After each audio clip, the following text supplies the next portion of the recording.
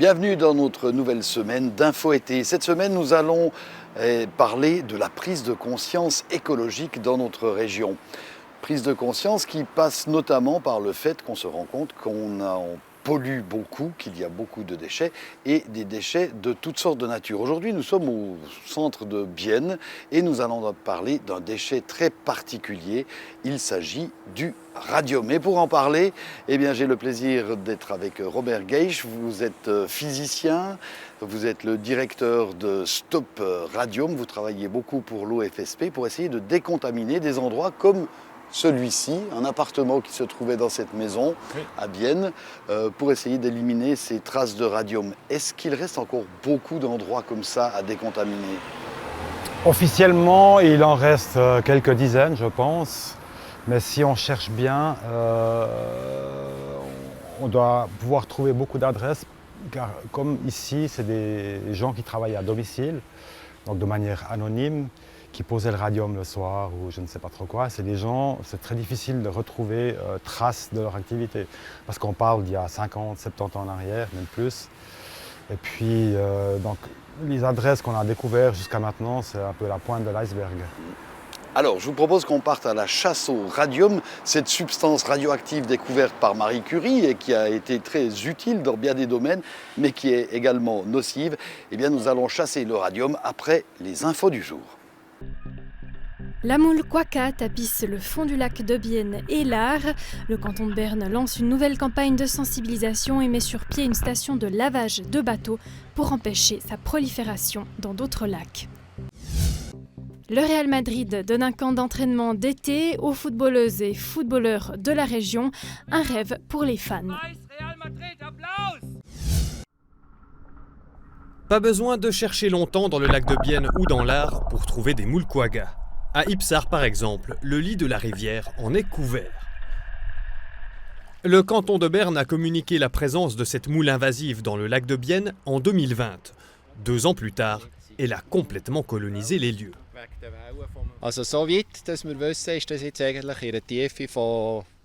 D'après les informations que nous avons, à partir d'une profondeur d'1 mètre jusqu'à 10, 15, voire même 20 mètres, c'est rempli de moules Quokka.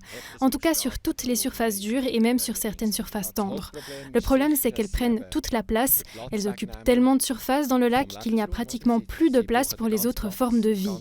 Les autres sortes de moules qui vivent normalement dans le lac de Bienne ou l'Aar se retrouvent écrasées par toutes ces moules Quokka. Elles ne peuvent plus bouger, plus se nourrir et ne peuvent pas survivre. Die haben kaum mehr Chancen, wenn sie Tausende von Quokkas auf dem Kopf haben oder auf der Schale haben. La moule Quokka pourrait donc déséquilibrer l'écosystème des lacs. Le canton de Berne a lancé ce lundi sa 2e campagne de sensibilisation intitulée Stop Quokka. Car s'il est trop tard pour empêcher la moule de s'installer dans le lac de Bienne, il est encore possible de l'empêcher de s'attaquer au lac de Thun et de Brienz. La campagne Stop Quokka s'adresse aux propriétaires de bateaux car c'est comme ça que la moule Quokka et ses larves voyagent. Lorsqu'un bateau navigue, cela fait tomber une partie des moules, celles qui sont accrochées aux endroits exposés. Et lorsque les gens nettoient leur bateau, cela enlève aussi les moules. Mais il y en a qui se logent dans des endroits plus subtils où elles arrivent parfois à rester et à survivre. Ça dépend aussi de l'étanchéité du bateau. Si de l'eau s'infiltre à certains endroits, il y a le risque que des larves de moules Quokka en fassent de même. Dans ce cas, si on sort un bateau ici et qu'on le met directement dans le lac de Thun, le risque est très grand qu'on y amène aussi les larves de moules. Celles et ceux qui remontent l'Aar par le canal d'Agneck doivent de toute façon sortir leur bateau de l'eau au niveau de la centrale d'Arberg. Là, ils peuvent nettoyer leur bateau au Kercher pour éliminer les moules Quokka. Vincenz Maurer et sa collègue sont en train de prélever des échantillons de l'eau qui a servi à nettoyer un bateau dimanche. Ils vont analyser le contenu en laboratoire pour voir s'il y a des traces de moules Quokka. Lorsqu'un bateau arrive avec des moules et qu'on le nettoie, les moules tombent dans cette cuve. Ensuite, on peut simplement tout rejeter dans l'Aar, puisque de toute façon, elles sont déjà présentes de ce côté du barrage. Ce qui est important, c'est qu'elles ne passent pas de l'autre côté. L'idéal serait qu'elles restent dans le lac de Bienne, bien sûr. Mais ici, c'est le premier endroit où un bateau doit sortir de l'eau, donc c'est un bon endroit pour installer une station de lavage. Celles et ceux qui possèdent un bateau et qui souhaiteraient le transférer directement par la route dans un autre lac sont aussi priés de bien le nettoyer avant. Pour l'heure, il n'y a rien dans la loi qui oblige un propriétaire à le faire. Mais d'après Vincent Maurer, les autorités comptent bien changer cela. D'ici là, ce n'est que la bonne volonté des propriétaires de bateaux qui permettra d'enrayer la progression de la moule quagga. Un camp d'été du Real Madrid, juste ça, et en plus à Orpon. Mais si vous cherchez des superstars comme Karim Benzema ou Toni Kroos, vous ne les trouverez que sur l'affiche. Les camps d'été du club espagnol ont pour but de transmettre à plusieurs pays d'Europe un concept d'entraînement des juniors bien précis. Des juniors qui ne se sont pas fait prier pour participer. Parce que je veux devenir professionnel de foot et je veux gagner beaucoup d'argent. Parce que ça m'intéresse comme ils s'entraînent. Depuis tout petit, je suis un très grand fan du Real Madrid. J'ai vu qu'on pouvait participer et apprendre. Les enfants âgés de 6 à 16 ans peuvent travailler leur jeu pendant 5 jours sous l'œil expert du Real Madrid. Il y a 25 camps de ce type en Suisse cette année. Le fait qu'Orpon ait le privilège de participer a surpris Dominique Ludi, responsable des juniors du FC Orpon. J'ai reçu un téléphone et c'était le Real Madrid. J'étais drôlement surpris au début. Ils m'ont dit qu'ils voulaient organiser un camp chez nous parce qu'ils avaient vu notre site web et qu'ils étaient surpris et intéressés par notre club. L'image du club, nos projets, la future maison du club notamment, ça les a motivés à nous choisir.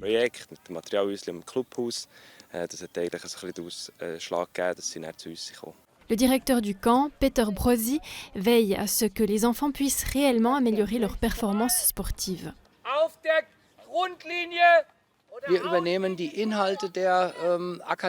On transmet ici tout le contenu de notre académie, donc le type d'entraînement aujourd'hui ici est le même que celui de notre académie du Real Madrid. On entraîne les enfants selon les connaissances les plus récentes en matière de foot, en fonction de l'âge de l'enfant.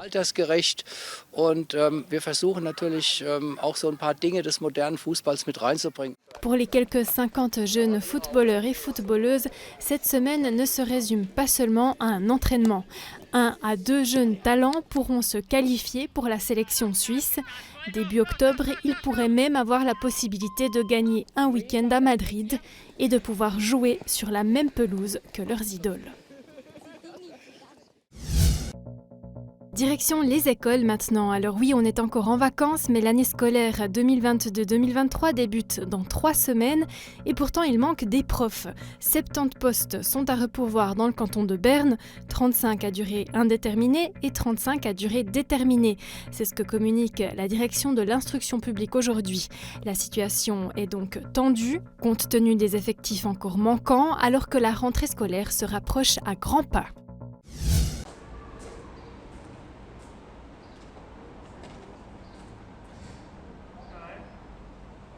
Et nous voici dans une arrière-cour d'un ancien immeuble de Bienne avec le physicien Robert Geich qui chasse le radium. Alors dans cette maison, vous l'avez décontaminé. Où est-ce qu'il y avait du radium ? Alors dans la maison, c'était au 3e étage, et puis c'était dans une des pièces de la maison. Puis c'était surtout au niveau du sol que c'était contaminé, donc il a fallu retirer tout le sol. Et puis localement poncer un peu des boiseries et ce genre de choses.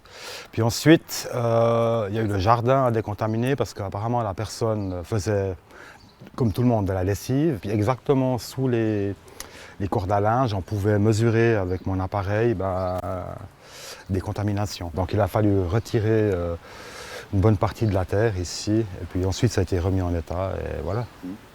Donc vous êtes indépendant, mais vous travaillez beaucoup pour l'Office fédéral de la santé publique, qui tout à coup s'est mis à réagir et a fait des recherches ici à Bienne. Il faut savoir que ce radium était utilisé notamment dans l'horlogerie depuis les années 20 jusqu'aux années 60 et personne ne s'en préoccupait. Et même après d'ailleurs. Même après encore.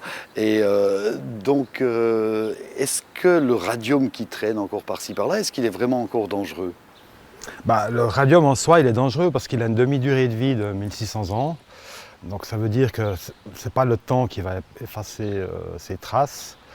Et puis, dans un appartement où les personnes ont travaillé pendant de nombreuses années, les éclaboussures vont tomber au sol, etc. Et au fur et à mesure, ça s'accumule et ça devient un problème. C'est pour ça qu'on assainit. Et quand vous assainissez, est-ce que vous trouvez des traces de radium? Qu'est-ce que vous faites de ces déchets radioactifs? Lorsqu'on sort les déchets, dans la zone confinée qu'on assainit, dans l'appartement, on doit trier les déchets. C'est pas le verre, le PET et tout ça, mais c'est plutôt en termes d'activité. Ce qui est très très radioactif, en général c'est des très faibles volumes. Ça termine au PSI, Paul Scherrer Institute en Argovie. Et là ils sont incinérés, blablabla, etc. pour diminuer le volume. Alors que les autres déchets faiblement radioactifs sont conditionnés dans des fûts en carton. Et puis l'ordonnance fédérale sur la radioprotection permet d'incinérer une certaine activité chaque semaine. Donc ils sont incinérés au compte-gouttes. Voilà. Et alors on imagine, juste pour assainir un appartement comme ça, c'est quand même des gros frais, hein, s'il faut changer tous les planchers, s'il faut tout décontaminer, emmener les déchets. Qui paye pour ça? Est-ce que c'est le propriétaire de l'immeuble ou est-ce que c'est la Confédération dans le cadre de ce plan anti-radium? Dans le cadre du plan d'action, c'est pris en charge par la Confédération. Donc tous les travaux de décontamination sont pris en charge et de remise en état aussi. Mais ce plan s'achève en 2023 déjà, donc si on découvre du radium dans son appartement plus tard, il faudra payer pour décontaminer? En théorie, oui, mais à la base, le plan d'action allait jusqu'en 2020, donc ça a déjà été rallongé. Puis là, ça vient d'être rallongé à 2023 à cause du Covid. Ça serait raisonnable de le prolonger, parce que ça ne coûte pas non plus des milliards à la Confédération. Puis, franchement, en parlant franchement, la Suisse a les moyens de financer ça. Et en fait, depuis quand est-ce qu'on sait que ce radium est nocif pour la santé? Alors en fait, assez tôt, j'ai encore regardé hier, à Londres, l'Institut du radium, ou je ne sais plus comment ça s'appelle, faisait des recherches dans le domaine médical pour mettre au point ce qu'on appelle la radiographie aujourd'hui. Et ils se sont rendus compte, début des années 20, que déjà là, c'était dangereux, donc ils préconisaient des protections en plomb pour les employés. Sur place, vous dites, bon, dans cet appartement, dans cette maison, il devrait y avoir du radium. Comment vous faites concrètement pour savoir où? J'ai un appareil de mesure ici, et voilà, dès qu'il est en présence de radium, il se met à crier. C'est-à-dire, ça ressemble à quoi? Voilà, je le mets en marche, voilà. Là, ce qu'on entend, c'est le bruit de fond naturel. Donc, naturellement, il y a des émissions de radioactivité. Et si j'approche ma montre au radium, elle va détecter le radium. Et puis, ce qu'on trouve dans les appartements ou par terre, c'est ce qu'il y a sur la montre, mais en quantité beaucoup plus grande. D'accord. Donc là, vous portez une montre pour la démonstration. Est-ce que c'est dangereux de porter une vieille montre qui a du radium sur ses aiguilles? Ça dépend de l'activité. Là, ça va. Là, il n'y a aucun risque, enfin très faible. Mais si on a des montres qui ont de plongée, par exemple, là, l'activité est beaucoup plus forte parce que pour la plongée, on avait besoin de vraiment bien voir les cadrans, les aiguilles, etc.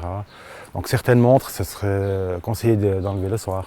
Sinon, on peut avoir une petite marque sur la main, enfin sur le bras, à force de porter la montre. Carrément, on devient un petit peu fluorescent. Et puis l'autre difficulté, c'est que ces déchets de radium étaient produits en partie par des usines qui en consommaient pas mal, mais sinon le radium était posé dans des petits ateliers, dans des appartements, par des indépendants, des indépendantes. Surtout, c'était beaucoup de femmes qui faisaient ça, qui posaient le radium sur les cadrans et les aiguilles. Alors comment faire pour retrouver où étaient ces endroits? C'est là que vous intervenez en tant que détective. Oui, enfin en geekant sur internet, j'ai réussi à trouver une liste d'annuaires téléphoniques, des annuaires de la ville de La Chaux-de-Fonds et du Locle, depuis les années 1900 jusqu'à aujourd'hui. Et là-dedans, en tapant simplement radium, on retombe sur les adresses. Et maintenant, vous avez ça dans votre ordinateur. On peut jeter un coup d'œil sur vos fichiers? Volontiers, oui.